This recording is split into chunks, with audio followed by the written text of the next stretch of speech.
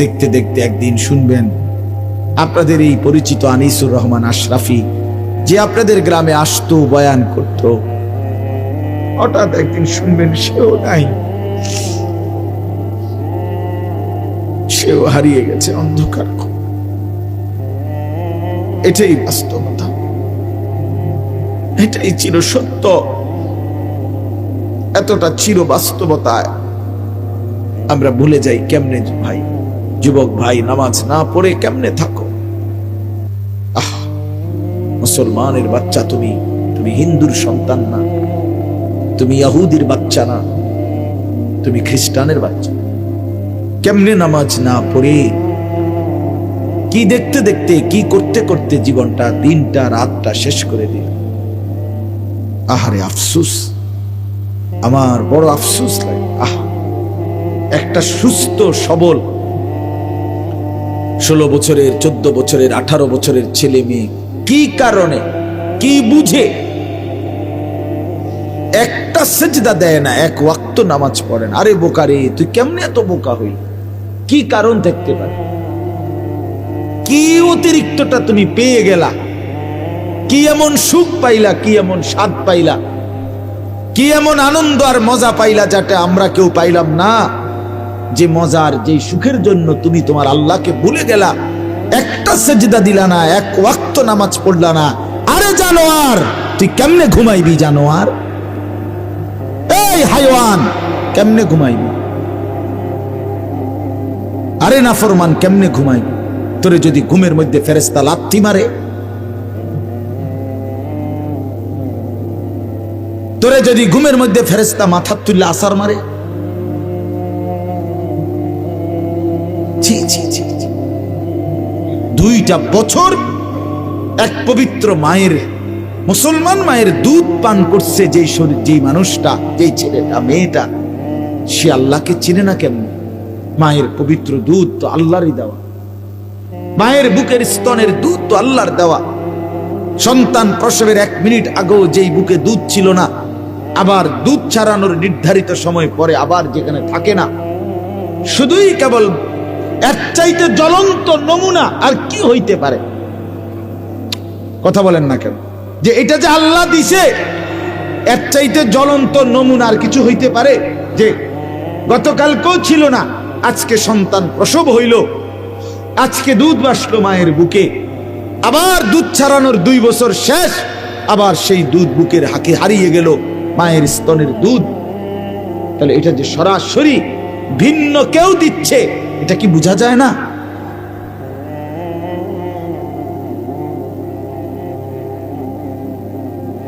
সেই পবিত্র মায়ের দুধ 2টা বছর, 1 দিন 2 দিন না, যে সন্তানটা গ্রহণ করলো আল্লাহর, সেই তুমি কেমনে নামাজ পড়ো?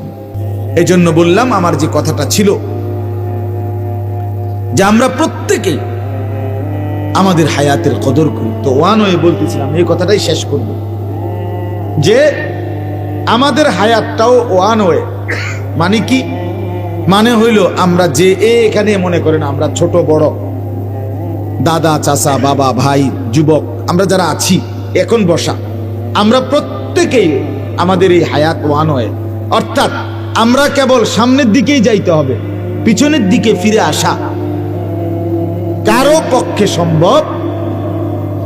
ইউটার্ন লইলে হইতো না, এখানে ইউটার্নের কি নাই সিস্টেম। আপনারা আমরা কেউ, একটা ছেলে বলো বা একটা বাবা বলে, আজকের দুপুরে আমরা আর ফিরে যাইতে পারবো? গতকালকে আমরা আর ফিরে যাইতে পারবো? এটা ওয়ান হয়, একমুখী রাস্তা। এখানে শুধুই সামনে যাইতে হবে,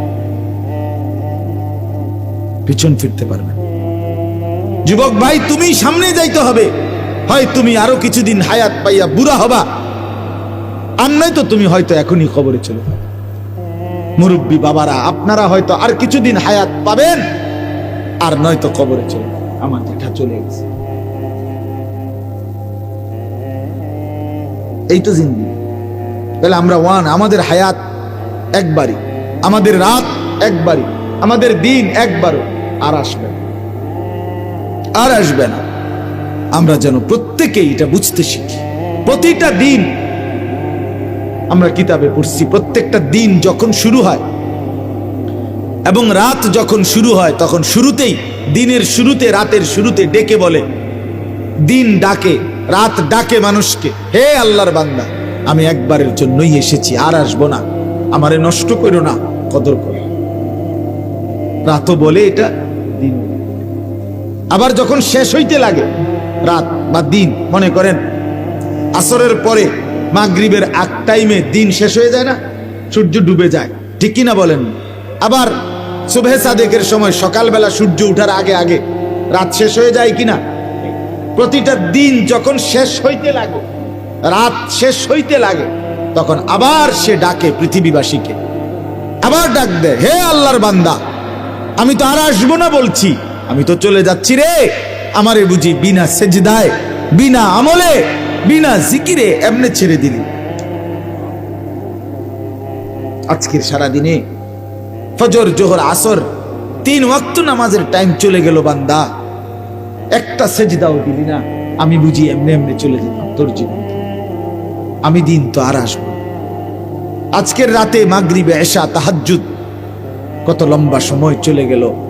আহা বান্দা, সারাটা রাত মোবাইলের ছবি, নাচ, গান, জিনা, ব্যভিচারের দৃশ্য, নাটক, সিনেমা, অথবা শুধু শুধু ঘুমায় ঘুমায় শেষ করে দিলাম, একটা সেজদাও দিলা না বলে। এজন্য আর আসবেন 13ই ফেব্রুয়ারি 2024 রোজ মঙ্গলবার, পৃথিবীতে আর কোনোদিন আসবে?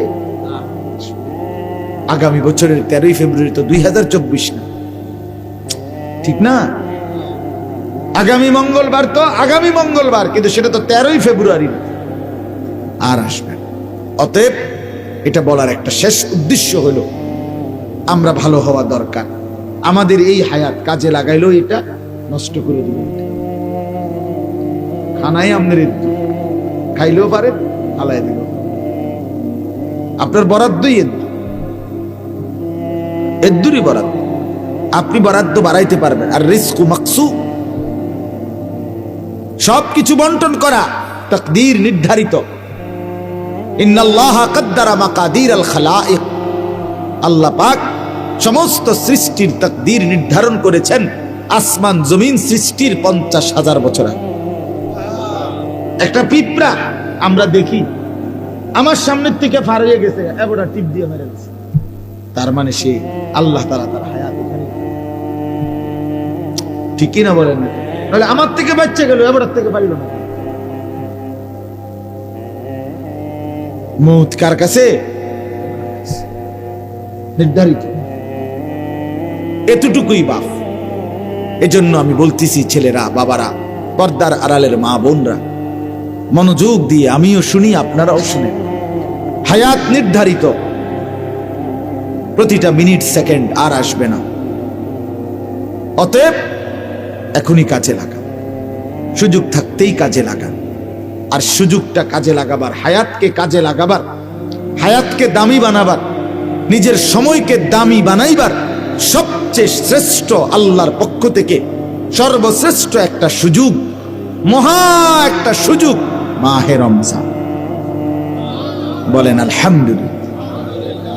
সেটা একদম সামনে, এই যে দেখা যায়, ওই যে চাঁদ উঠলো বলে, এবারে যে চাঁদ উঠবে এটাই রমজান, ঠিক না? হায়াতের কদর করেন, হায়াতের কদর করেন, হায়াতের কদর করেন।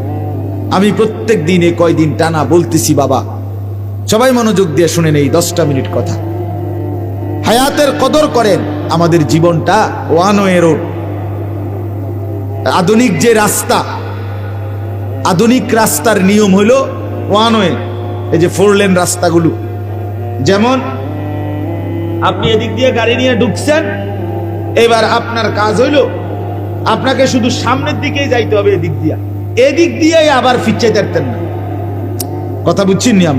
আপনি যদি আবার পিছনে আসতে হয়, তাহলে আপনার ইউ টার্ন নিয়া এদিক দিয়ে আইতে হইবে, নাকি এদিক দিয়ে আসা যাবে? আর না, আমাদের এইসব রাস্তা না, ওই যে বড় রাস্তার কথা বলতেছি, ওয়ান ওয়ে রোড, যেগুলো ডিভাইডার ওয়ালা রোড, যেগুলোর মাঝখান দিয়ে কি আছে? আইল্যান্ড আছে, ডিভাইডার আছে, এগুলো ওয়ান হয়ে ঠিক। ছেলেরা এমনি শোনো, বাবা মোবাইল এটা বাদ দাও, এটা বাদ দাও, এমনি শোনো, এমনি শোনো, 10টা মিনিট এমনি শোনো, মনোযোগ ভালো হবে। নামাও এটা, এবার হাসো বেটা, বেওকুফ কোথায়।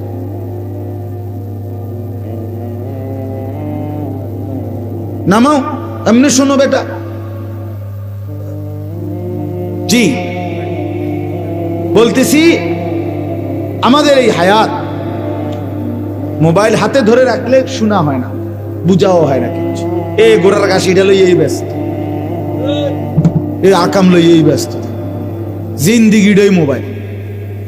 আসো মোবাইলের দিকে চাইয়া, কান দেও মোবাইলের দিকে, ট্যাঙ্গালগি দেও মোবাইলের দিকে চাই, চুলের নিজে নিজে লারে টানে ফিচ্চায় আউগায়, হ্যাঁ তার সিরা প্রতিবন্ধী নিজে নিজে। অনেক পোলা পায় না, আমি দেখি যে নিজে নিজে এরকম করে চুলের ঘুরায় আঁটে, একবার কাইত হয়, একবার হতে কি করে, আবার নিজে ছবি।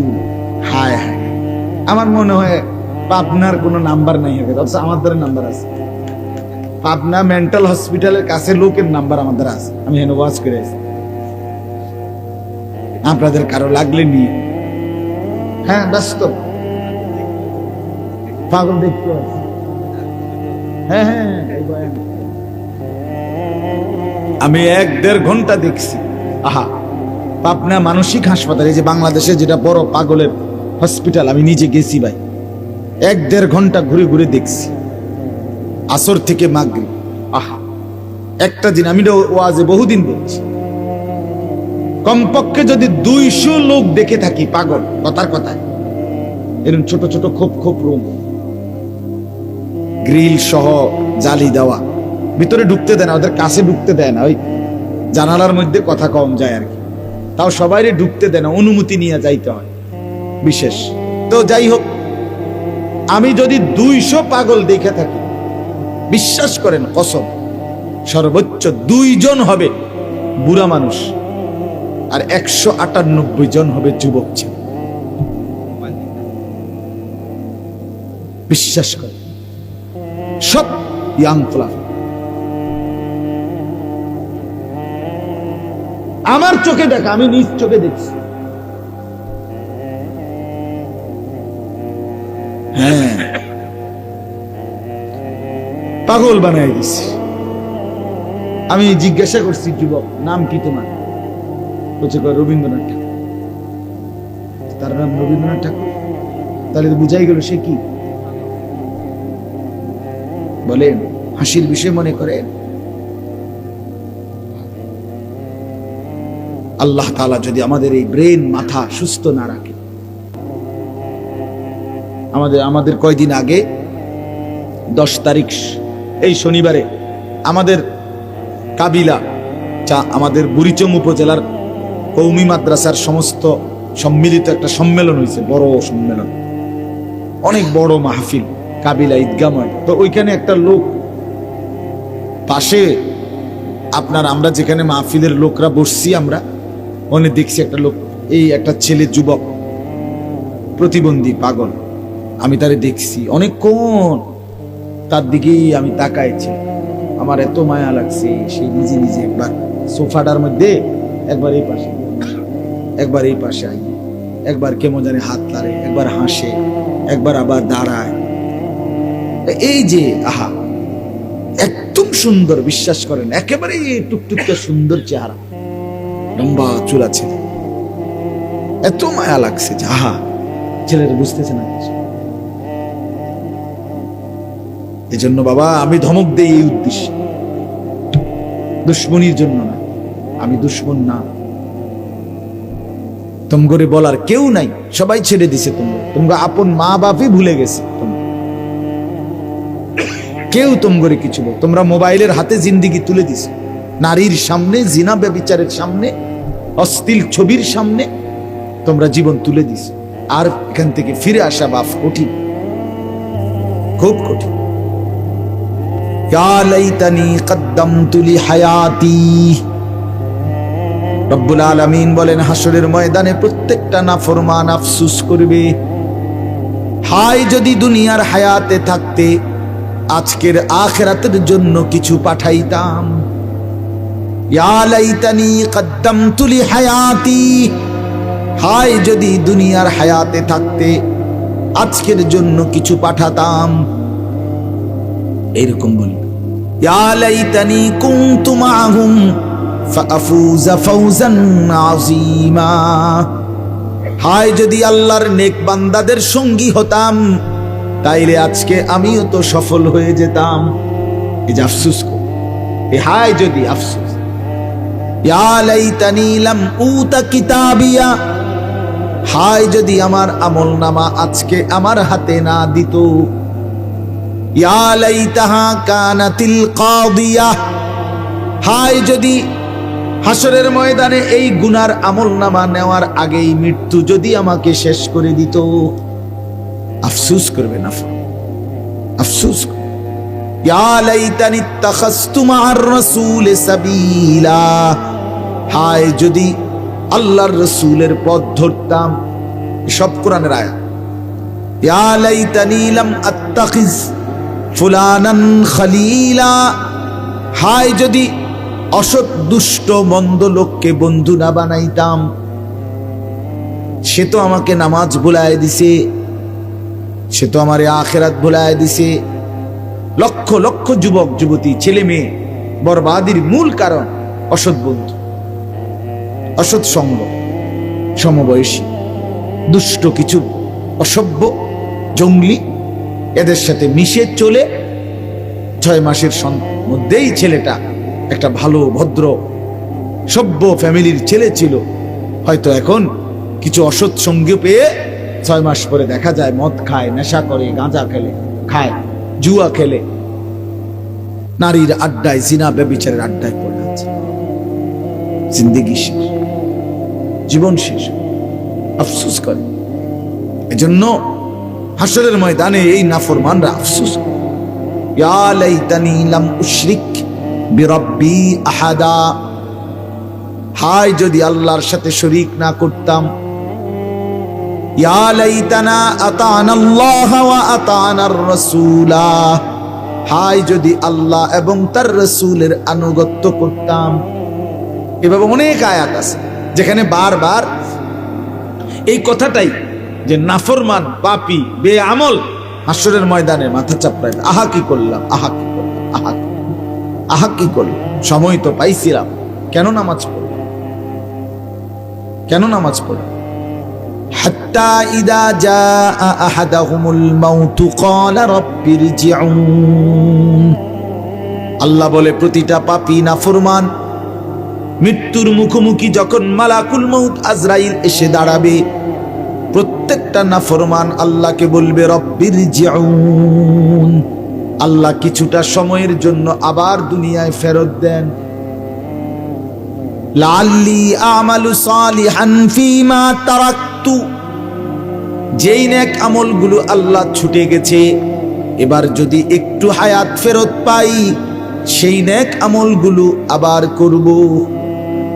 আল্লাহ বলবেন কাল্লা, না না, কখনোই না। ইন্নাহা কালিমাতুন হুয়া কাইলুহা, আল্লাহ বলবে না ফরমান, এটা তোর শুধুই কেবল কথার কথা, তুই মিথ্যাবাদী। ইতিপূর্বে দুনিয়ার হায়াতে বহু বিপদ মুসিবত, অ্যাক্সিডেন্ট, পেরেশানি, রোগ শোকে যখন পেরেশানির মধ্যে ছিলি বান্দা, আমি আল্লাহকে তখন বারবার ডেকেছিলি। যখন আমি বিপদ মুক্ত করে দিলাম, রোগ থেকে সুস্থ করে দিলাম, সাথে সাথে আমি আল্লাহকে ভুলে গিয়েছিলি। আমি জানি ওমিন ওয়ারাইহিম বারযাখুন ইলা ইয়াউমি ইউবাসুন, আল্লাহ বলে অতএব নাফরমান আজকে আর পিছন দিকে দুনিয়ায় না, বরং সামনের দিকে হাসরের ময়দানে পৌঁছানো পর্যন্ত কবরের জিন্দেগিতেই পড়ে থাক। যা পড়ে থাক। হ্যাঁ, চিরবাস্তবতা মৃত্যু, যেটাকে অস্বীকার করার, না বুঝার, আড়াল করার কোনো সুযোগ নাই, কোনো সুযোগ নাই, কোনো সুযোগ নেই। আমি অনুরোধ করছি, কোনো সুযোগ নেই। আপনি যদি বুঝেন তাইলেও মরে যাবেন। আপনি যদি না বুঝেন তাইলেও মরে যাবেন। আপনি যদি হাসতে থাকেন তাইলেও মরে যাবেন। আপনি যদি কাঁদতে থাকেন তাইলেও মরে যাবেন। আপনি যদি চোখ খোলা রাখেন তাইলেও মরে যাবেন। আপনি যদি চোখ বন্ধ রাখেন তাইলেও মরে যাবেন। আপনি যদি সম্পদার প্রাচুর্যে একেবারে বিলাসিতার জিন্দিগিতে থাকেন তাইলেও মরে যাবেন। আপনি যদি দুঃখ, অভাব আর দারিদ্রতা, দুর্ভিক্ষের মধ্যেও থাকেন তাইলেও মরে যাবেন। স্বীকার করলেও মৃত্যু, স্বীকার না করলেও নাকি? কথা বলেন না কেন? যদি কেউ বলে আমি বুঝি নাই এই কারণে মৃত্যু তারে ছেড়ে দিবে, আমি খেয়াল করি নাই এ কারণে আজরাইল তাকে বাদ দিবে, না বাপ, না। আমি তো ওই গাড়ি চালাই, যে গাড়িতে ব্যবহার করি, প্রায় কোনো সময় যদি পুলিশ গাড়ি ধরে তো কোনো মামলার কথা কয়, আমি বলি স্যার আমি তো জানি না। তো না হুজুর আপনি জানেন না, এটা তো আমাদের বিষয়। কথা বুঝছেন না? এটা তো আমাদের বিষয় না, আপনি জানেন না কেন? এটা কার বিষয়? তাহলে মালাকুল মউত আজরাইল, মৃত্যু আমাদেরকে থামায় দেয়। আজকে সকালবেলা ভোর 6টায় ফজরের জামাতের ওয়াক্তে আমার আপন জ্যাঠা ইন্তেকাল করছে। আমার আপন জ্যাঠা ইন্তেকাল করছে। আমি যখন ফজরের নামাজের সালাম ফিরাইছি মসজিদ, তখনই শুনছি, এর একটু পরেই আমার কাছে খবর আসছে। আমি আমাদের গ্রামের বাড়ি লাকসাম নাঙ্গলকোট, সেখানে গেছি জোহরের নামাজের আগে 2:30টার দিকে। আমি জানাজা পড়াইছি জ্যাঠার, মাটি দিয়ে দোয়া করে তারপরে আসছি। তো আমি একটা কথা বলতে চাচ্ছিলাম, তখন জ্যাঠার লাশ অনেকক্ষণ দেখলাম আমাদের কবরস্থানে, জ্যাঠার লাশ কবর দেখলাম দাঁড়ায় দাঁড়ায়। তো আমার সাথে আমার ছোট ভাই, তারে বললাম, মাসুদ আমার ছোট ভাইয়ের, দেখ এই মাটি, একটু মাটি তার থেকে আমার জ্যাঠার শরীর বানানোর জন্য দিছিল, আজকে সেই মাটি, ওই মাটিটাকে ফেরত নিয়ে নে। ফেরত নিয়ে নিল না। কথা বোঝেন? আল্লাহ তাআলা যেন বলছিল মাটিকে যে আমাকে একটু মাটি দাও, আমি আনিস নামে আমার এই বান্দাকে বানাবো। আল্লাহ তাআলা যেন বলছে ঠিক আছে মাওলা, নেন, আমার মাটি আবার আমাকে ফেরত দিয়ে।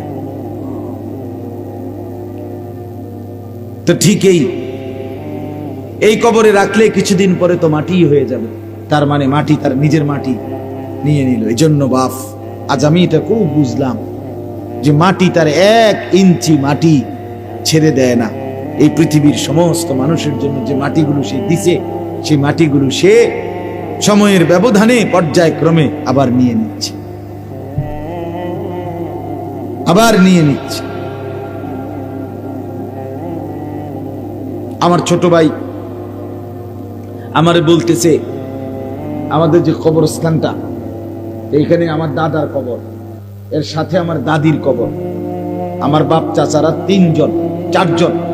3জন এই পর্যন্ত ইন্তেকাল করছে। আমার 3 নাম্বার চাচার কবর, এরপরে আমার আব্বা, এরপরে আমার বাবার কবর, আর দাদা দাদির পায়ের কাছে আজকে জ্যাঠার কবর। তা আমার ছোট ভাই কানতে কানতে কইতেছে, কবে ভাইয়া দেখেন ভাই, দাদা দাদি মানে মা বাপ, এরা তাদের সন্তানদেরকে আবার মাটির নিচে কোলের কাছে নিয়ে, মাটির উপরেও তো কোলের কাছেই ছিল একদিন, আজ আবার মাটির নিচে তাদেরই কোলের আশেপাশে কি নিজ সন্তানদেরকে আগলায়। গত বৃহস্পতিবার রাতে 1টা-1:30 বাজে, 1:30টার পর আমি আমার দেশেই আমার মাহফিল ছিল, জ্যাঠা অসুস্থ ছিলেন, বিছানায় শয্যাশায়ী আজকে 3-4 মাস। আমি দেখছি রাত্রে 1:30-2টায় জ্যাঠা কথা বলছে, একটা শব্দ কইছে, জ্যাঠারে হাদিয়া দিছি, জিগাইছে কয় টাকা দিছ, কইছি, দোয়া করছে, আমি ফুঁটু দিছি, দোয়া করছে। আজকে গিয়ে দেখি ঢাকায় রইলাম, আমার সেই জলজ্জান্ত জ্যাঠা যে হাত নাড়তো, কথা বলতো, চোখ খুলতো, সে একদম স্তব্ধ। কি আশ্চর্য বিষয়! আরে বাপ, যুবক ভাই, এটা বুঝতে শেখো দোস্ত। আমি দেরি করব না। রাত গভীরে এই ঠান্ডা কুয়াশার মধ্যে আমরা একটু ইনসাফের সাথে ভাব, একেবারে জলজ্যান্ত একটা মানুষ যে হাসতো, কথা বলতো, চলতো, ফিরতো, কি ব্যস্ততা ছিল তার, কিছুটা ছুটি ছিল চার। সেই মানুষটা একদম স্তব্ধ হয়ে গেছে। এত মানুষ শোর হাঙ্গামা করতেছে, কিন্তু এই মানুষটা নড়েও না, মুখও খোলে না, চোখও মেলে না। এরই নাম মৃত্যু, এরই নাম মৌত। এই চির সত্য, চির বাস্তবতাকে যুবক ভাই, মুরব্বী বাবা, কেউ আড়াল করতে পারবে না। এটা দল না, এটা পার্টি না। আপনি এটা করেন, আমি আরেকটা করি। আপনি আমাকে, আমি আপনাকে পাশ কাইটা এড়াইয়া চলে গেলাম, এটা হতে পারে, কিন্তু মৃত্যুকে? কথা বলেন। কুল ইন্নাল মাউতাল্লাযী তাফিররুনা মিনহু ফাইন্নাহু মুলাকীকুম। রব্বুল আলামিন বলে, বন্ধু আপনি বলে দেন, মৃত্যু থেকে বান্দা যেখানেই পলায়ন করো না কেন, মৃত্যু নিজেই তোমাদের সাথে এসে মোলাকাত করবে, সে নিজেই দেখা করবে। আইনামা তাকুনু ইউদরিকুমুল মাউতু ওয়ালাউ কুনতুম ফি বুরুজিম মুশাইয়াদা। রব্বুল আলামিন বলেন, বান্দা যেখানেই তুমি থাকো না কেন, এমন সুউচ্চ দালান, যেই দালানের ভেতরে ঢুকবার মতো একটা মশা মাছি কিংবা পিঁপড়ারও কোনো সুযোগ নাই, একদম নিশ্ছিদ্র সুউচ্চ দেওয়ালের ভিতরেও যদি আশ্রয় নাও, আল্লাহ বলেন মৃত্যু সেখানেই তোমার কাছে পৌঁছে যাবে। যাবে কিনা? মা তাসবিকু মিন উম্মাতিন আজালাহা ওয়া মা ইস্তাখিরুন। আল্লাহ বলেন কোন জাতি, কোন সম্প্রদায় তার মৃত্যুর সময় 1 মিনিট আগাইতেও পারবে না, পিছাইতেও পারবে না, কোনোভাবেই না। কত আয়াত যে আছে, কতভাবে যে আল্লাহ এটা বলছে, কতভাবে বলছে। এরে বান্দা থাকবি না, রে বান্দা থাকবি না। তোর বাপ ছিল না, তোর দাদা ছিল না, তোর বংশের কতজন ছিল না, তুইও থাকবি।